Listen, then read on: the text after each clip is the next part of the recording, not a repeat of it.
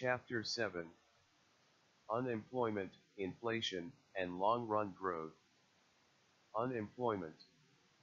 The unemployment rate is the ratio of the number of unemployed people to the number of people in the labor force. To be considered unemployed and in the labor force, a person must be looking for work.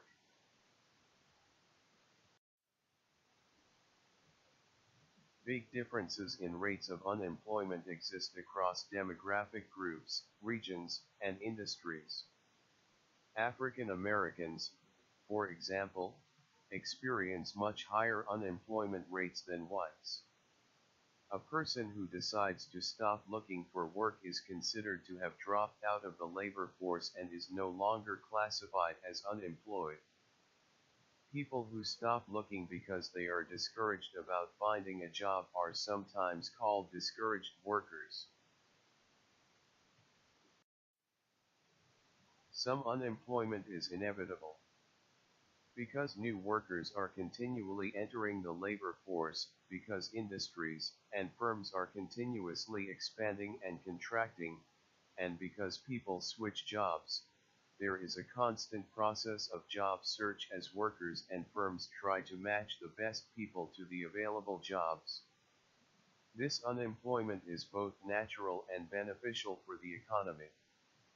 The unemployment that occurs because of short-run job/skill matching problems is called frictional unemployment. The unemployment that occurs because of longer-run structural changes in the economy is called structural unemployment. The natural rate of unemployment is the sum of the frictional rate and the structural rate. The increase in unemployment that occurs during recessions and depressions is called cyclical unemployment. Inflation and deflation. The Consumer Price Index, CPI, is a fixed-weight price index. It represents the market basket purchased by the typical urban consumer. Whether people gain or lose during a period of inflation depends on whether their income rises faster or slower than the prices of the things they buy. The elderly are more insulated from inflation than most people think because Social Security benefits and many pensions are indexed to inflation.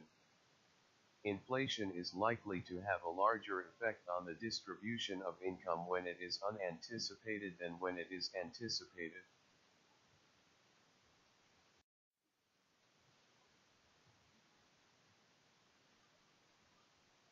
Long-run growth. Output growth depends on 1. The growth rate of the capital stock. 2.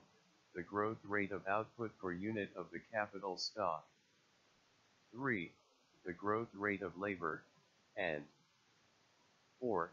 The growth rate of output per unit of labor. Output per worker hour, labor productivity, rose faster in the 1950s and 1960s than it rose from the 1970s to 2014. An interesting question is whether labor productivity will rise